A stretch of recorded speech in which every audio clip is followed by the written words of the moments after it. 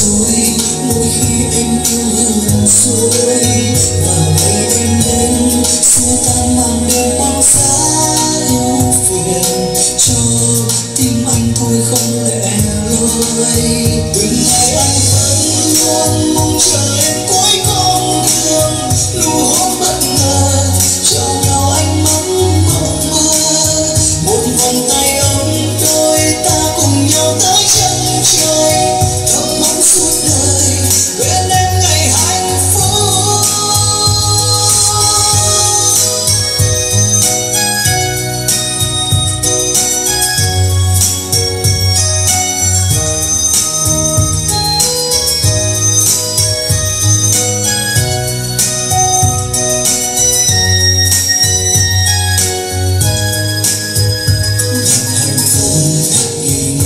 Khi thấy em cười, môi những bên người yêu thương như gió với mây.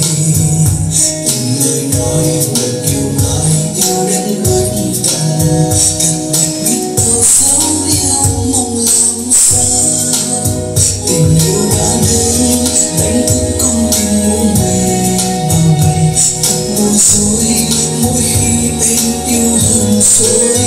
Vào ngày em đến xua tan màn đêm băng giá ưu phiền, cho tim anh thôi không lẽ